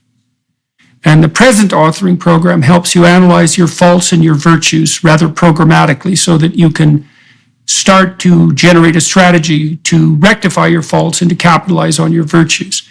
And the future authoring program, which we've studied most intently, helps you develop a vision for the next 5 years. And if we have people do the future authoring program before they enter university, if they do 90 minutes of developing a vision, 90 minutes, that's all. No preparation with no one reviewing what they've written. The probability that they'll drop out falls 50% and their grade point average goes up 35%. And it is tied to precisely what you described, is that people need a reason to live. And I also, in this exercise, we help people break down the reasons to live. And this touches on another point that you made regarding relationships. You can't be healthy psychologically in the absence of a network of functional relationships. You need a partner, you need a family, you need friends, you need business colleagues. You have to be nested in a functional social hierarchy. And so we walk people through this process of vision development. We ask them what they would like to have in 5 years if they could have what they wanted and needed. We ask them how catastrophic their lives would be in 5 years if they let their bad habits get out of control. That sort of sets the parameters, right? Don't do this and do this. And then we ask them 7 questions. What do you want in an intimate relationship? What do you want in your friendships? What do you want for your job and your career? How are you going to educate yourself? How are you going to take care of yourself mentally and physically? What are you going to do with your time outside of work that's productive and generous? How are you going to shoulder some civic responsibility? I think that covers the fundamental domains. Those are places that people generally find meaning in their lives. And the upshot of all this is that almost no one has an explicit strategy for their life, and that's a catastrophe. What do they say? The people perish without a vision. This is literally the case, and this is precisely what we're talking about. But it turns out, just as in the case of exercise, you said you can get a walloping advantage from just going from 0 to 3 hours. Going from no plan at all to a hastily contrived 90-minute plan, well, like I said, that stops half the kids from dropping out of university. And so there's a large body of research showing that these sort of writing exercises to clean up your past and to structure your future are salutary on the psychological and the physiological front. So you can imagine there's a 3-prong approach to health span, right? Sufficient exercise, appropriate diet, and the development of something like a comprehensive account of and vision for your life. Yeah. And that would be relatively inexpensive and, all things considered, relatively easy to implement.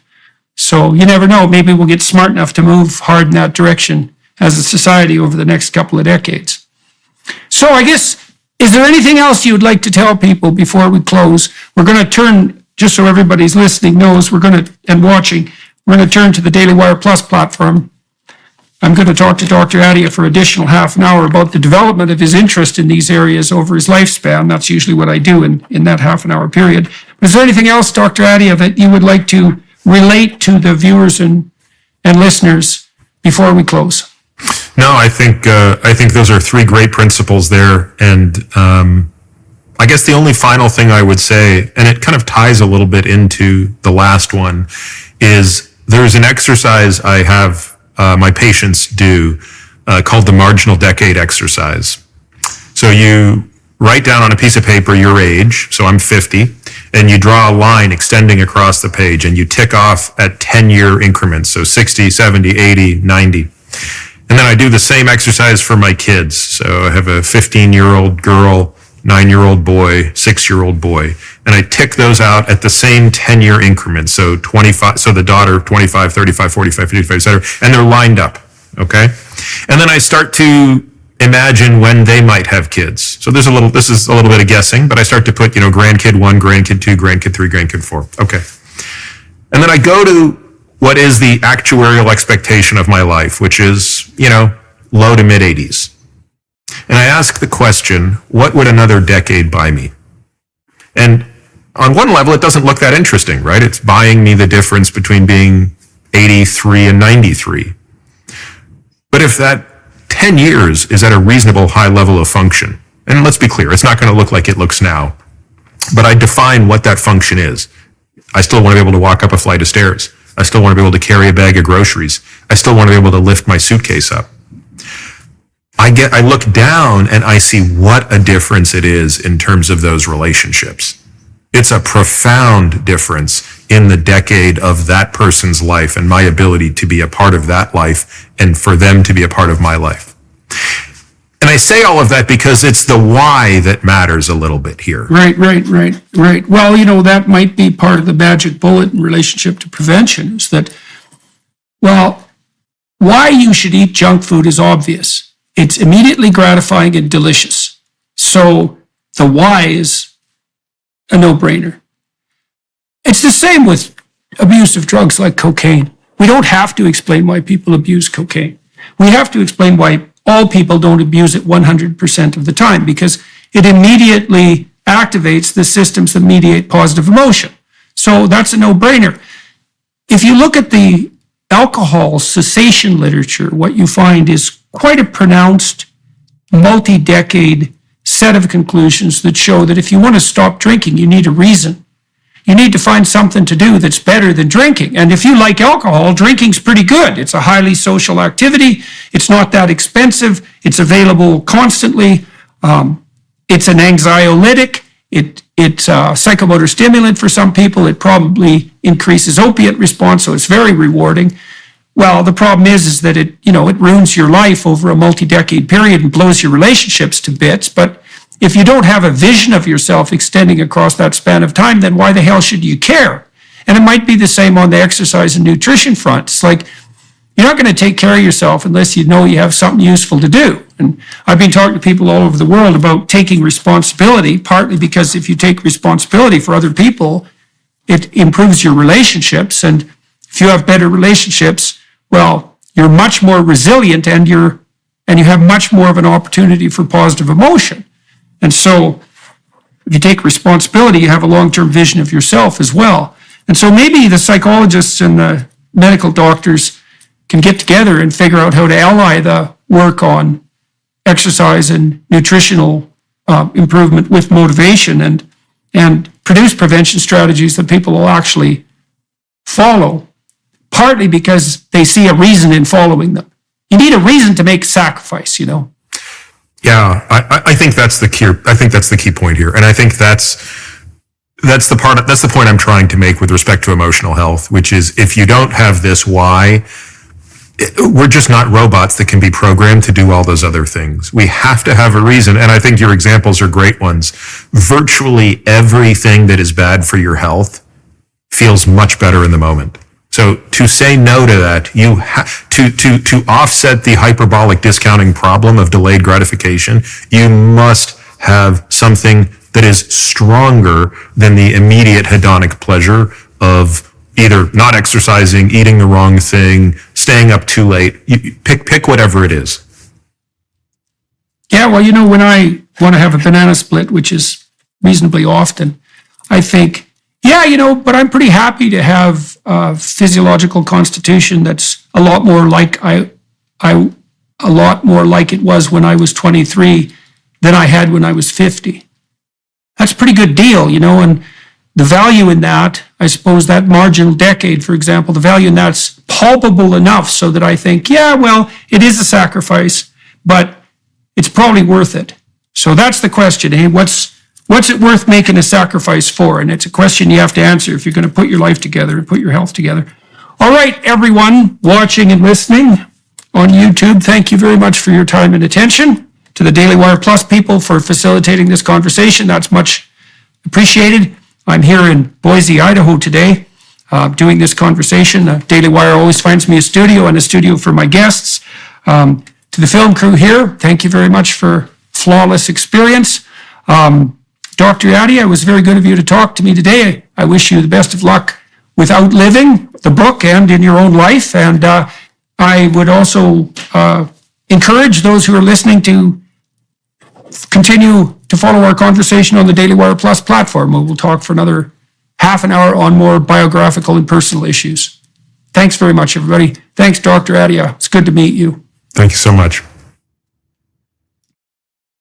Hello, everyone. I would encourage you to continue listening to my conversation with my guest on dailywireplus.com.